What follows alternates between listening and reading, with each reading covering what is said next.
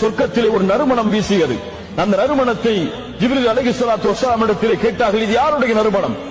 மாஷிதா பின்த் ஃபிரௌன் இப்னத் ஃபிரௌன், ஃபிரௌனுடைய மகளுக்கு வேலை பார்த்த ஒரு பெண்ணும் அவர்களுடைய குழந்தைகளுடைய நறுமணம்.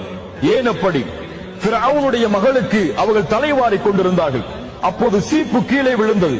அதை எடுத்தார்கள். பிஸ்மில்லா என்று கூறி அந்த பெண், மூசா அலைஹிஸ்ஸலாம் அவர்களுடைய அழைப்பால் இஸ்லாமை ஏற்றவர்கள், பிஸ்மில்லா என்று கூறி எடுத்தார்கள். அப்போது கேட்டால் அந்த ஃபிரௌனுடைய மகள், பிஸ்மில்லாவா? ஃபிரௌன் தானே.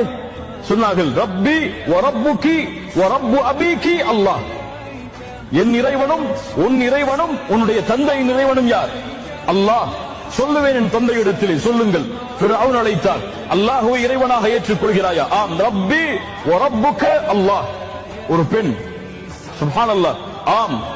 அப்படியா? இந்த பெண்ணை நெருப்பில் வீசுங்கள். குழந்தைகள் எல்லா குழந்தைகளும் அழைத்து வரப்பட்டார்கள். நெருப்பு எரியப்பட்டது.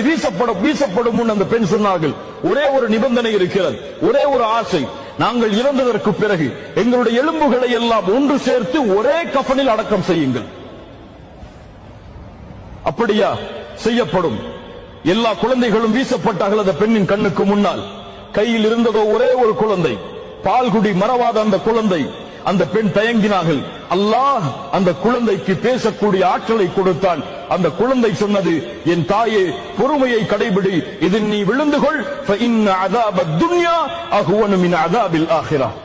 இந்த உலகத்தின் வேதனை மறுமையின் வேதனையை விட குறைவானதுதான். சகித்துக்கொள் தாயே. அல்லாஹ்வுடைய தூதருக்கு இதில்தான் பாடம் இருக்கிறது. உலகத்தின் வேதனை, சோதனைகள் எதுவும் சோதனை அல்ல, மறுமையின் வேதனை தான் மிகப்பெரியது. அதிலிருந்து அஞ்சி வாழுங்கள்.